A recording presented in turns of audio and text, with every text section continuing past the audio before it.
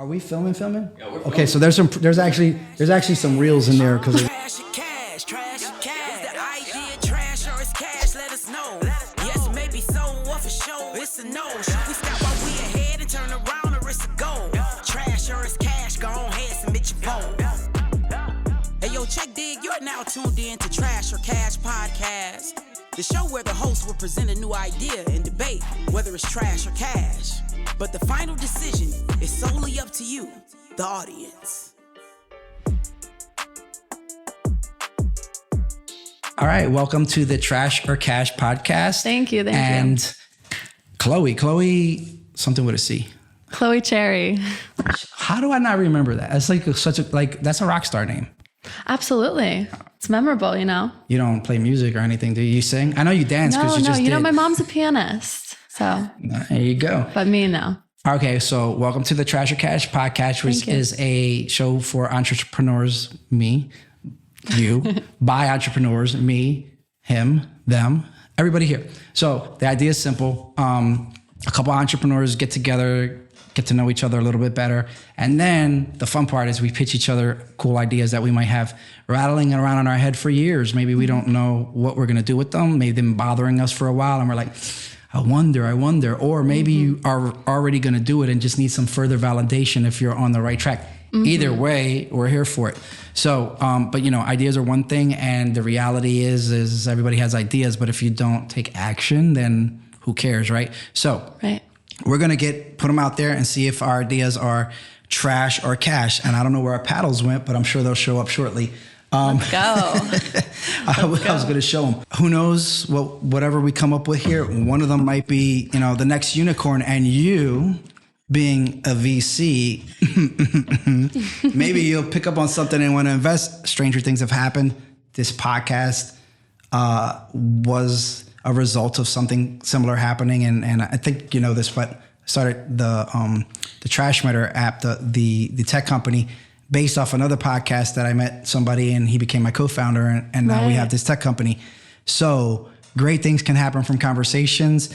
And I know you're all about networking because that's how we met. And you have some definitely have some insight onto how networking works as a very attractive woman in it's not a male-centered world, but it's probably male-heavy. Sure. And for real, I wanted you on this podcast because, to be honest, there's not enough women that are, you know, that we get to talk to and hear the other side of things and get that unique perspective. And I need more of that because I like to be balanced. And I also get tired of talking to dudes all the time. So there's that. I'm with you on that, Jason. I really respect what you're doing here because it really just is throwing it out there. And as a woman is in a male-dominated space sometimes, you know, I think a lot of women need to realize that men do want to work with us and cooperate with us. We got to know how to play the game like anyone. So, amen. Very, that's very what grateful it is. To be here. You will be included. You just have to find your lane, and you might not like your lane in the beginning, but if you have one, you can run that lane. And then when people try to get into your lane, they know, oh, well, that's her lane, right? And you become that girl at that point. So have I seen that? Because guys do that to each other all the time. More simple Play your than position. it seems. Yeah. So what should we know about Chloe Cherry if we were the first time getting to meet you? I know a little bit about you, but like, what do you want people out there to know about you? Yeah. So as far as my experience, I guess, in venture capital versus the corporate world, I've for a long time been doing both, really. I started managing other people's real estate investment portfolios right out of high school. I did the good old acquisitions, pounding the phones, trying to scoop up properties, and really learned everything about the investment real estate space. And that kind of put me in the spirit to be buying and selling up little businesses that were boring or that, you know, maybe weren't taking off. So from investment real estate, I went to commercial construction sales, and that taught me more of the contracts and the negotiating side of things. So I'm really all about, if you don't have an opportunity for formal education, get yourself out there and ask the questions and do the work and stay consistent. And really, life is the best teacher. Just practicing those things for a company can give you the skills to do it for your own company. So if I heard you correctly, you did real estate, so already an entrepreneur. Right. Then you do another entrepreneur thing, which is flipping businesses.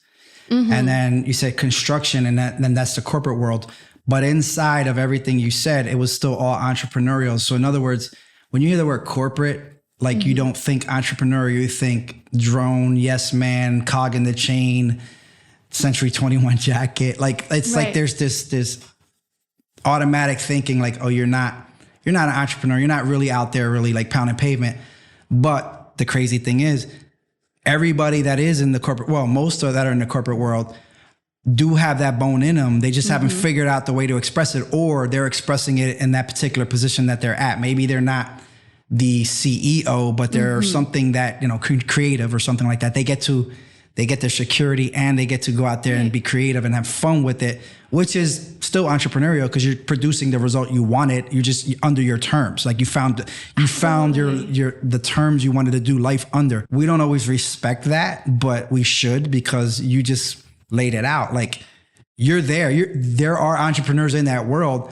They just don't always get identified as that. They get identified as something else, which we should always like remember that label doesn't fit everybody. You know? Absolutely. So many people are waiting to take action on that, but they have to realize they already are. Yeah. I mean, if you're producing something, you're an entrepreneur, whether it's under the corporate guys or, you know, on your own out there in the trenches, so to speak, networking like we were when we met each other. And that was a pretty cool experience. Getting to know you, seeing that, how you operate. Because we did talk about that. Like we were in a sea full of entrepreneurs, you know, big event, media, you know, photo ops, everybody looking pretty, sweating. I was sweating because I had that jacket on and I was committed. So I couldn't take it off because I was wet. So I was like, I can't show this. But, you know, everybody trying to look pretty, trying to gauge each other. And we talked. Right. And like I said, you know, everybody's kind of gauging who's who and what's what and who should I talk to, almost in a Hollywood sort of way, but still cool. And I made some good connections there with you. You were one of them, and some other guests. And I'm glad I got to do that. So generally, like I like to ask 3 questions of people just so that they get to know you if they're watching this. I get to know a little more something about you, and then they get to figure out if they know, and eventually are going to trust you, and you become the person that they go to for whatever the service that you're doing now. Right. Would you say the VC thing is pretty heavy? Like that's kind of your main focus? Yes, that really is my primary focus. I still use the relationships I've cultivated over the years in construction and real estate to refer business. But really my main thing is making people's dreams come true with businesses they've always wanted to start. Did you meet that Dolan construction guy while you were there? No, I didn't get a chance. Remind me. No, because apparently he's like the heir to and that's a pretty big name. So that you said you're in construction. I got to remember and see if I can reach out to him. He's in Louisiana or something like that. But that would be great. I know you called me out for not introducing myself to too many people at that event. I was playing a different game there. So talk about that. Well, okay. So I can get into the head of another person and understand. Take me through, what was your strategy that night? Yeah. So, I mean, when we have a lot going on, a lot in our lives, our minds, we're on a mission in business and we're coming to a business event, I've really revised my approach to those networking events. Rather than walking in, rushing to meet everyone, rushing to, I guess, kind of get everyone's information, find out what they do. That might have been my approach in my younger years, but now I really sit back and relax, feel out the energy of the room, really scan around for people whose body language and demeanor kind of matches the way that I like to think and reason and behave. And I found that really leads you to the 1 or 2 people you can connect with in that event that you're going to be able to actually do work with and actually enjoy and be friends with. So it's quality over quantity for me these days. A lot of wisdom in that. And I agree, because I kind of operate in the same sort of zone of, if I can walk out of here with like 3 good people that I actually vibed with, it's better than 100 cards that I'm not going to remember you from ever again. Right. We do business with our friends. So out of that night, I'm one connection. I'm not going to ask how that worked, but whatever. Thank you for showing up. Number 2, like who were the other sort of, you don't have to name names, but like standouts that like you wanted to keep staying connected to and network with further? Did any come to mind? Like, absolutely, yeah. With I met some people with financial and investing backgrounds that I did have some interesting questions for, and even if we don't have any meetings or opportunities right now immediately, just being able to speak with them for a little bit and bounce things off of them. I really do feel, even though I'm more selective with networking, you can still learn from everyone. So even a 5-minute conversation can just be so rewarding. And I always try to leave everyone I speak to feeling lifted up in some kind of way. I did. I felt a little lifted. Maybe it was the drinks. No, I'm kidding. So what are you most proud of? I'm most proud of myself. My rapport that I've built with myself into a kind of fulfilling commitments that I make to myself every day, and just that personal relationship. And I would love for everyone to feel the same, because really when you have a good rapport with yourself, you show up better for everyone in your life. You're offering something better to everyone around you. But really your own mind and body is the best investment that we could be making, because otherwise we'd just be unfit to invest in other people. Yeah, self-confidence is everything. And it's also what attracts people to other people. Mm-hmm. And that could be good or bad, good used for good or evil. Let me put it that way. The meaning is there's people out there that are super self-confident, and then they sell somebody, a bag of air, but that's their game. And there's others that are self-confident because they know that if they choose to include you in their life, you're going to be better off with them than without them. And they know that, but they need you to come to that conclusion. And I feel like I'm the second more than anything, but I talk to everybody because I'm just interested in other people and what they're doing, because I'm not doing that probably, Right. Well, Jason, and people like you who have integrity really realizes true confidence or self-confidence. It comes from fulfilling commitments to yourself. And it comes from being honest with yourself and your life. So accomplishments, really. So that's what real confidence is, not faking it. The fulfilling commitments to yourself is key, because just like today we discussed, like so many things kind of went sideways, right? But you still show up. And it's like, you know what? It ain't everything it was supposed to be, but let me just see what happens. I mean, some of it worked, and some of the things are going to, turn out great, and others might be awesome and you didn't expect it. But just like anything, I was ready for anything. I was accepting of, like, here, it is what it is. Keep going, move forward, and then turn it into a better outcome than you initially thought it was going to be, because whatever your plans were got sidetracked. And what's that they say? Tell God your plans if you want to make them laugh, kind of thing. And I know that, but knowing that, I say, okay, today we're going to laugh. And I just say, okay, today we're going to laugh. And we just do things that are going to, make him laugh, make me laugh, make somebody laugh. But the point is, we're laughing. It is what it is. Keep it moving, right? So thank you for sharing that. What are you most excited about right now? Right now, I'm most excited about this this incubator program I have. It's a talent agency for influencers. I've been very private on the internet in my personal life, but it's something that I wanted to have a strength in, right? Any type of, if I have a certain weak muscle on my body, that's what I'm going to be working out the most until it's one of my strongest muscle groups at the gym. And it's the same with anything in life. So I really wanted to make sure that we were leveraging the digital space, and more importantly, helping people to feel like they can be online entrepreneurs in anything that they actually love, in an ethical way, with quality content, not junk content, and in a way that can, like we talked about, get people out of that 9-to-5 corporate life. So we've been really loving doing that. Rather than using generic affiliate deals, I've been getting to go out to businesses locally, be it a boat dealership or a nutrition shop, and negotiate affiliate commissions or brand deals with our influencers. And that's just brought so much more quality to our online presence than if people were to go it alone. What made you choose that, like influencer? Because everything was real estate and, business and construction. But what you went from hard, real assets, sticks and bricks, to people, investing in people and taking that energy. What made you, where did that shift come from?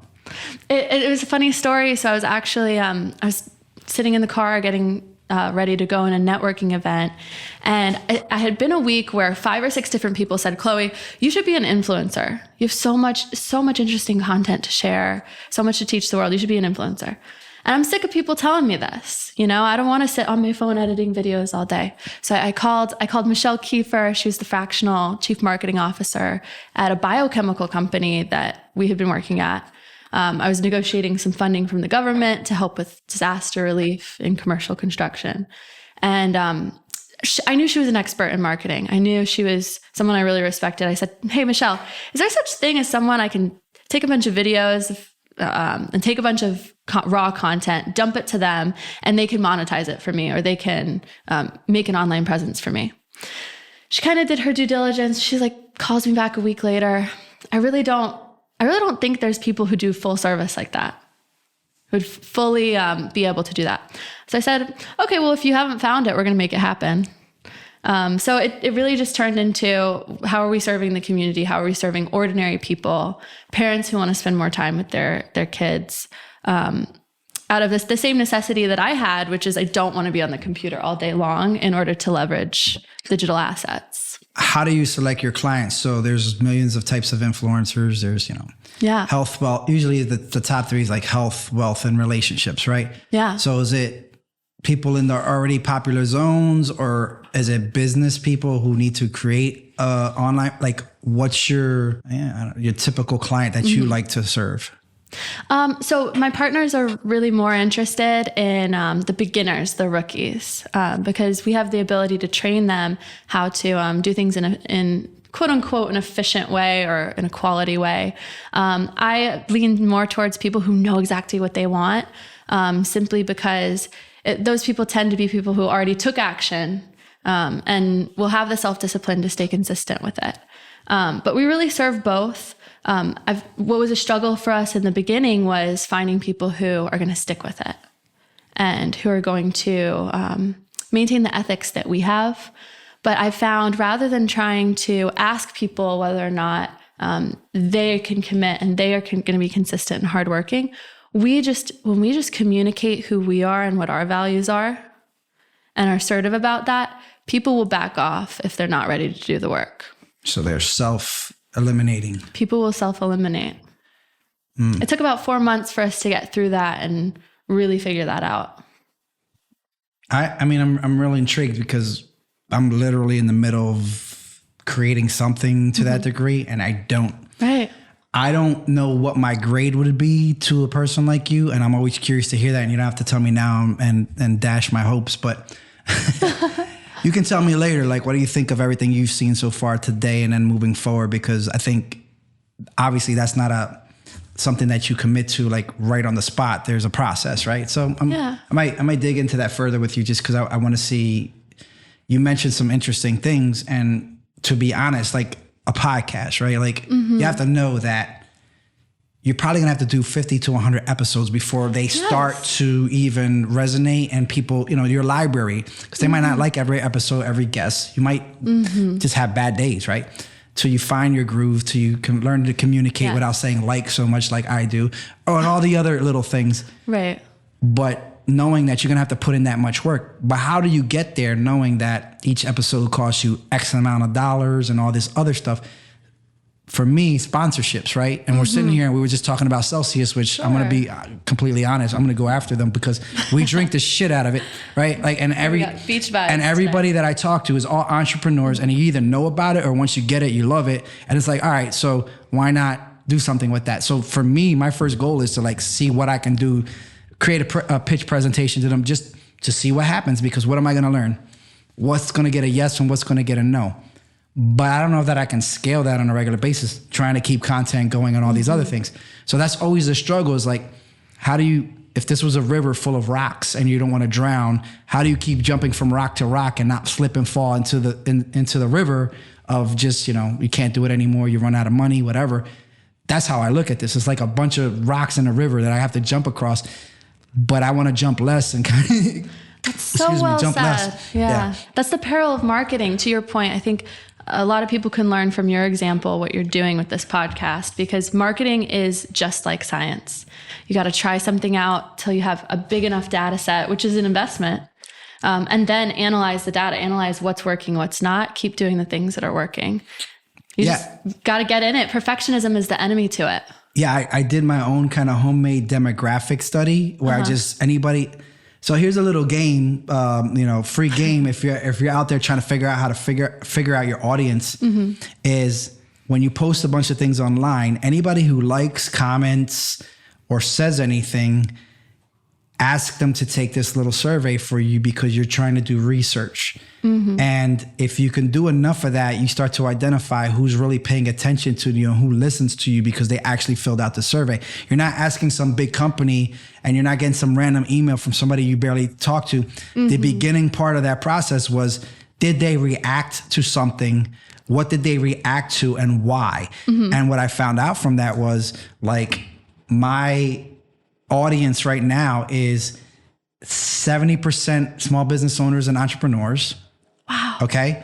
About 65% male. Age ranges of the audience are like the sweets, the biggest, I think it's 70% was like, or 65 was between 35 and 55. Right.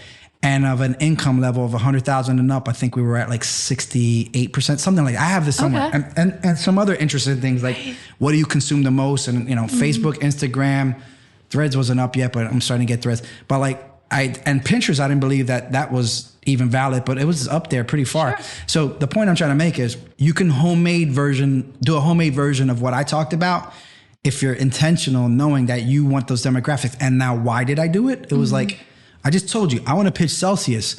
So when I talk to Celsius and say, hey, here's an opportunity to sponsor this podcast, I want to be able to tell Celsius, okay, who's your people? Here's my people. They love YouTube, Facebook, and Instagram. Guess where we're at? This podcast, YouTube, Facebook, and Instagram. Those are my 3 lanes. Here's where they're going to see you. Here's what podcast, a bunch of information about podcasts and loyalty and building audience and all that. And roll the dice and see what happens. What's going to happen? 2 things. Yes, awesome, or no, because, or but. Well, I'll learn something from it, because so then when I go to the next one, it's like, all right, got to tune up this area. Right. So maybe by 3rd or 4th attempt, I get somebody big. And it's like, it's the same effort as if you were trying to get a mom and pop place to sponsor you as it is to try to get one of these other big guys. Absolutely. So either way, the energy you expend, just do it, see what happens, and learn from it, and then take that and do something. And then a year from now, people are going to be like, how the hell did you do that? Well, guess what? Go back on all these podcast episodes, listen a little bit. You can distill it. And it was a free course on just, being an entrepreneur. So that's enough about me. What's your vision for the future? Oh, my vision for the future. I really am dedicated my life purpose to healing society back to a way that's really conducive for humans. And that can be done culturally. That's another reason why I've taken to the digital space and influence in general. I really want to be the best version of myself and people around me to feel comfortable to return to more of a mentally healthy state than the way that some things in the world have been progressing lately. And I think it's really very possible for us. I'm trying to distill something from that. Like, you're trying to create this vibe, but who's the ideal, not customer, but who do you want to impact the most? Like, I did this before, this is the world.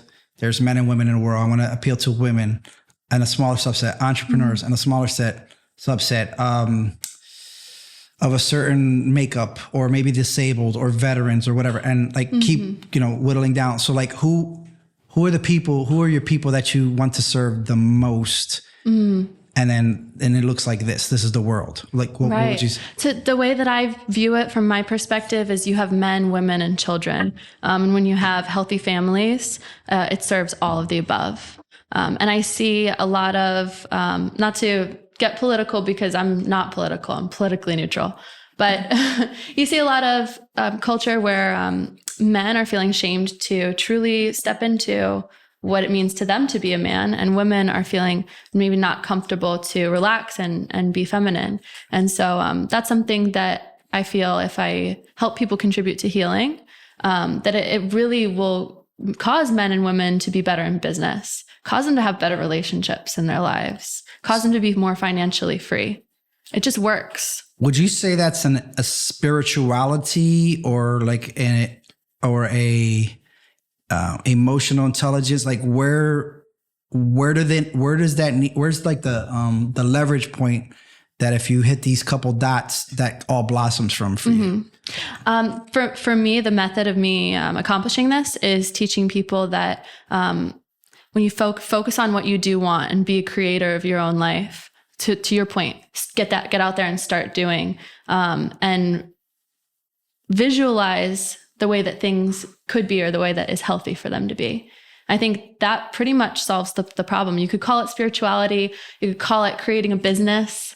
You could call it creating a network or a tribe of friends, but really it's all the same thing. What is the measure of wealth in that? Happiness or satisfaction or I believe purpose? that it's the best way to generate wealth. If you're happy, you're going to make money. Absolutely.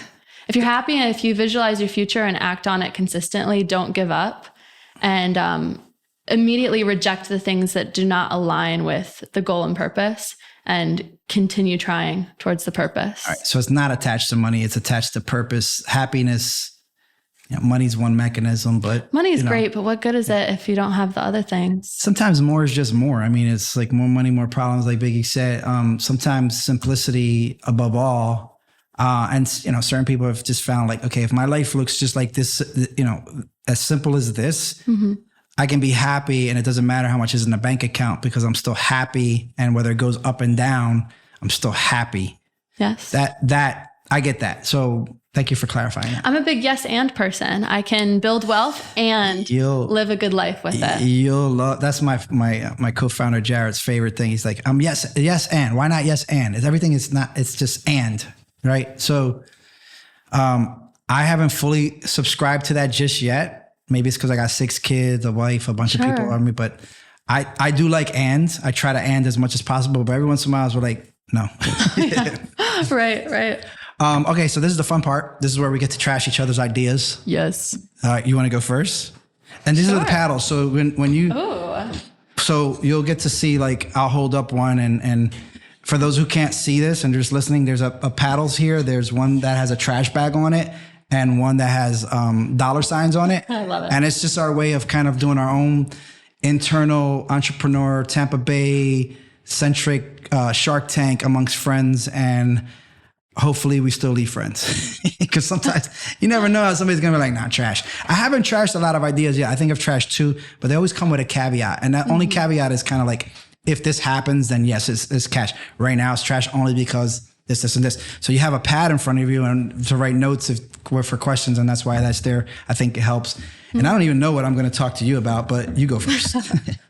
I like it. So I wanted to talk, I was excited to just discuss a business opportunity that I haven't had the chance to do due diligence and research yet, so we can really hash it out together. Cool. But I'm really interested in showing our audience how maybe if you don't have a ton of capital, you can start leveraging something and start leveraging a partnership into ownership. So here's the idea. We go to a vinyl manufacturer for vinyl records. You and me, Jason. And we white label their manufacturing process, creating in a website or a service where you can create a mixtape. You can pick out your own songs and have them put onto a vinyl. This is something I simply wanted to do myself for a friend. I wanted to get a friend a gift of a mixtape vinyl, and I realized it doesn't exist. But we can make it exist. So going from white labeling, you're getting to know their manufacturing process for the vinyl press. And we can get on some cooperatives like Brands Meet Creators, put some Facebook ads out for a minimal cost to get people to promote our brand online and promote the sales as gifts. Once we reach the $100,000 mark of revenue, then we switch to channel partners. Then we can go to Urban Outfitters. We can go to Anthropologie and have them offer our custom mixtape vinyls through channel partnerships. Now we're bringing so much business to the vinyl press and manufacturer. We can start negotiating with them. We have insight into their process, and we maybe can find gaps to make it more efficient, to make it more profitable, and slowly also be building the capital to buy them out. And the reason why I feel like this could be a cash idea, you're getting leverage before you put out your own capital. We're getting revenue before we put out a ton of our own capital. And then when I was talking to somebody in the industry last week, I realized there are not enough vinyl manufacturers in the world. So when popular artists come out with their new album, it's very hard for them to find a supplier to get it put out onto vinyl. And a lot of them don't. It's hilarious, It's cash. You literally just seen my DJ, so I'm going to be like, yeah, vinyl's a good idea. It came back as a trend, a heavy trend. Customization is always going to win somehow. It's really, the fulfillment is the tricky part, but you kind of answered that first, right? I think it might be one that you'd want to tiptoe into. Well, I think you could definitely do an MVP locally in the right place. And I would say Tampa is the right place because there's enough, Florida, let's say Florida. Why? Because there's enough DJs, music scenes, and people with a little bit of money to try things like that. Call it the weather, call it the freedom, the entrepreneur, call it, but a lot of people would probably say, yeah, that's kind of cool. And I could see other things in there, first, merch and things like that. So what's cool is the mixtape was always back in the day a way of expressing yourself to somebody. So it's your thumbprint. It's no longer a digital thumbprint. You're taking it back to the essence. It's a physical product, and people, while there's issues with physical products, sometimes with, like I said, fulfillment, having a physical thing could be an NFT. It could also be a marketing channel. I just showed you. That's a great take. I just showed you some of the benefits. Like if your label on the vinyl was a QR code that led to a filter of my DJ dancing on it or dancing with you, now that's another add-on. There's a lot of things you can add to a physical product to make it very unique and customizable. The same way you can create filters is, here's a personal mixtape, point your camera at it. Now you're dancing with that person in physical AR space. Maybe let them make their own characters.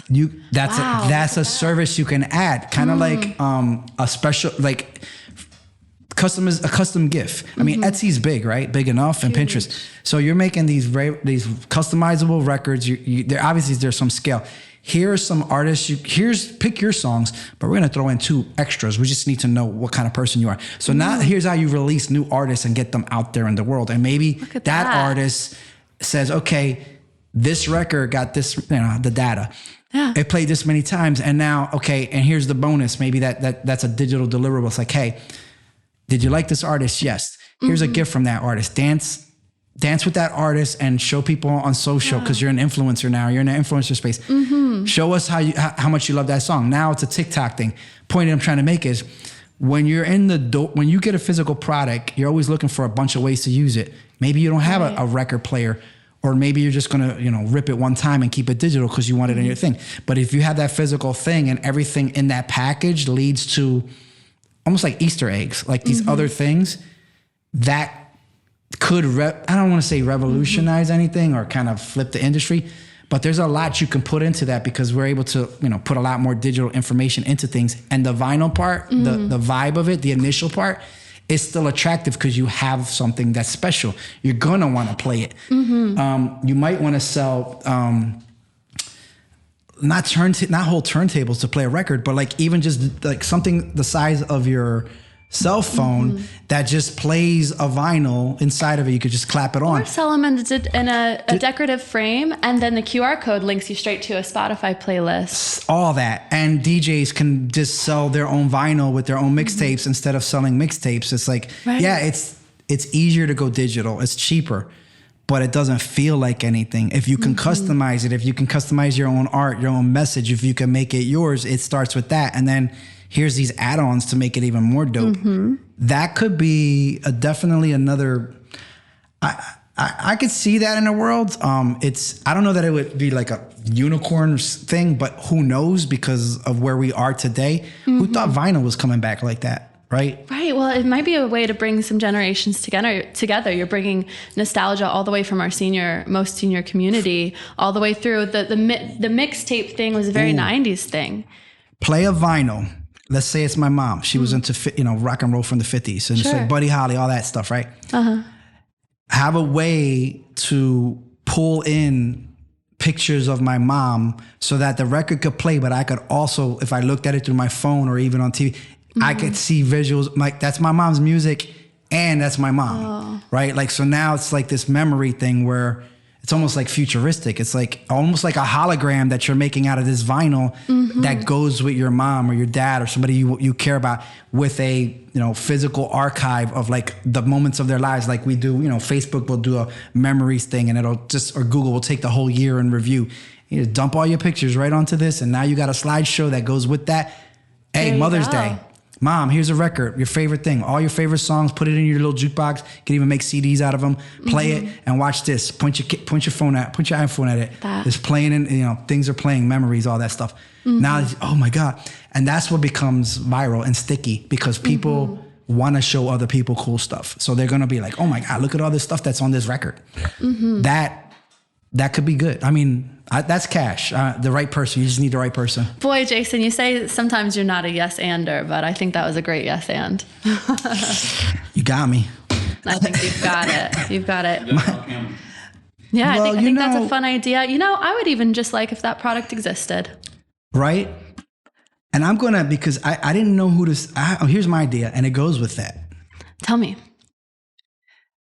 And it's pissing me off that my friend is not doing anything about it, because he's in the perfect position. So I'm gonna tell you what the problem was, and then his solution, and then how this could scale into what you're talking about. It's a music rights app, right? Right now, we all get to use a certain amount of music on all the apps for like 15 seconds before copyright stuff comes in, right? But he worked for NFL Films, and he was like, whenever we need to get like a really appropriate piece, like, songs are a vibe, and I want the rights to that song. Sure. I don't want to go through 20 layers of copyright people and all that. I need it in one day, or we can't use it, because we have live product to do. So I need a fast way to pay for the music rights to something so that I can use it right now, whether it's fractional or what. And maybe it's based off of how many plays it gets, whatever. Let ASCAP and all them figure that crap out. The point is, make it so dead drop easy for anybody in the world to buy the rights to whatever their favorite song is, as long as they want, instead of getting flagged by YouTube or any of the other ones that say, oh, you can't use that video because you didn't pay for it. Let me pay for it. If it's worth it to me, I'll pay a couple cents every play or whatever, because I want that song. It's my memory, right? So in the commercial world, anybody doing commercial or creative work, it makes their job dead easy, because like, well, I don't want to come up with some cheesy ass, AI music. I want that song because it gave me a feeling, and people get with that.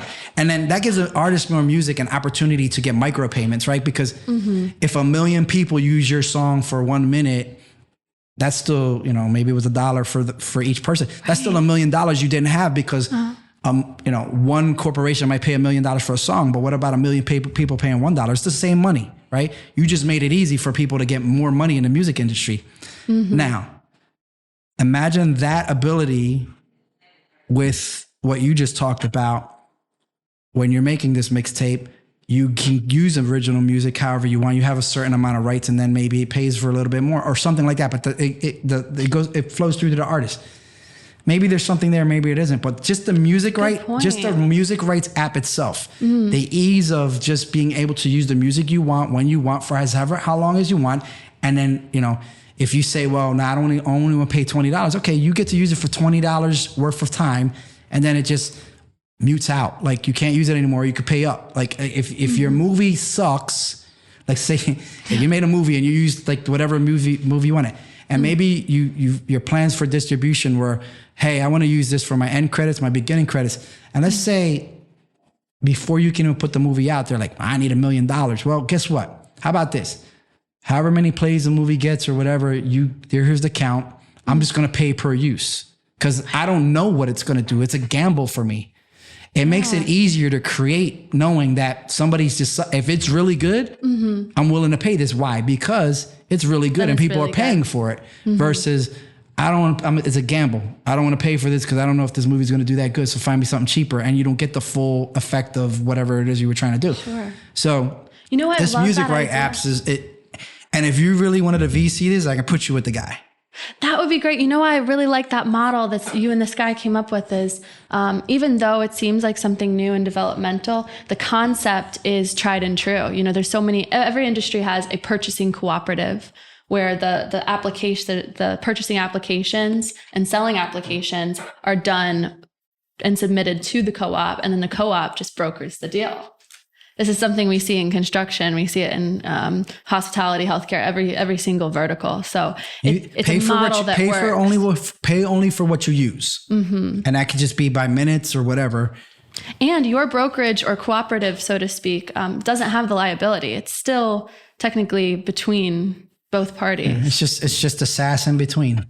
Awesome. Wow. So look at that. Which one of those is it? I think that's straight cash. All right. Well, real talk. If you want to talk to my guy, you might be the one to convince him to put the other things down and go do this, because he's retired now, so he might as well do something. He's just bullshitting around, to be honest. I think the setup for that is going to be pretty labor intensive. Here's the thing. He has intimate knowledge of how they use it in the commercial. So really just going after that first and then trickling it down. The trickle down is going to be where the money comes from, but it has a B2B use already. That's what you need. And then for MVP. And if that proves out to be, lucrative enough, then you spread it out to the masses, because then you're gonna have to build extra pieces to it, because now it's not centralized, but yeah, it's worth it then because it already proved itself. Or maybe you just never do that. I don't know, but it could still make money. So and imagine how fun it'll be. That client base would be so much fun. Creative people. Yeah. I mean, I like it. It's the world we live in, the Hollywood to influencer world now. We love it. Fun? Liked it? So much fun. Yeah. This is great. Thank you for having me. Thank you for showing up today, because not everybody does. I know it's been a day, but the way you guys have pivoted is impressive. Yeah. And it's not over yet, but I'm excited to see what happens 3 hours from now right now. So, absolutely. Last thing, I forgot to ask this a couple other times, but you got any kind of book or resource or podcast or some favorite thing that like really helped you? You obviously have a great mindset, growth mindset. Somebody asks you what's your favorite book, what had the most impact on you, what would or podcast or whatever, what would that be for you? Yeah. My favorite resource right now, I mean, as entrepreneurs, we all read the same 20, 30 books as each other on entrepreneurship, and that's great. But once you get through that, my favorite thing to do right now, I research a business I'm working in or trying to get more knowledgeable about. And to get specific knowledge, I'll go and creep someone on LinkedIn who is already doing something similar, very far away geographically. And then I'll reach out to them and say, hey, can I call up your favorite coffee shop, buy you a cup of coffee over the phone, and get you on my Zoom for 15 minutes to pick your brain? And from that, I get most of my information on entrepreneurship these days, because I have a list of questions I'm asking someone with more seniority than me. Most of the time, they're so kind, they'll stay on for an hour and answer even more questions. And I've really gotten more out of that than any one book that we're reading these days. That more specific. That wasn't what I asked, but it's great because it's a hell of a tactic. Number one, busy people hate, can I pick your brain for a cup of coffee? However, the way you flipped it, find somebody in another country who values that doesn't have that attention. The value of you, an American, calling them from another country, that guard is down now of, now like, you heard about me. And so you just boosted their whole ego. So yeah, they're I asked very nicely. No one's ever said no. No, I know, but you got to understand, it's not just the way you ask, it's where you asked it from and how you did it. Good point. It's not like you didn't say, come to me, come meet me here. You're not accessible to them until you make that phone call. Do you get that? They don't see me as competition either, because they might be in a different state or a different part of the country. That too. I do the same with my haters. Whenever we get comments of negative feedback on social media, I always direct message them and offer the same thing, because they've given us more positive education on how to grow our business than anything. That's an app right there. What would you call it? Hater side. It's like somebody hater, buy them a cup of coffee, send them a gift. Like boom, done. Wait a minute, where'd this come from? Yeah, thanks for that comment. I know it wasn't a positive one, but I really appreciate feedback because I never know how I'm doing. Next thing you know, that person's your biggest fan, and it only costs you like $6. You're right. Shit, there's a whole idea right there. I love it. Well, I loved having you. Thank you. So good to see you. I'm glad I got you here because again, this is always this great energy here, but definitely a different energy. Looking forward to doing other things with you. I don't know what that looks like now. You're gonna have to tell me, but come to the collab right here. Always come visit. We could coordinate a time. It's a good spot. And I think you did ask me, right? Like you were trying to figure out another place to. Yeah, and look how great this is. You guys are all. It's a good vibe in here. You guys are all getting things done. Yeah. There's a lot of them in Tampa, but each one is a different vibe, and I really dig the vibe here. That's definitely the truth. Yeah.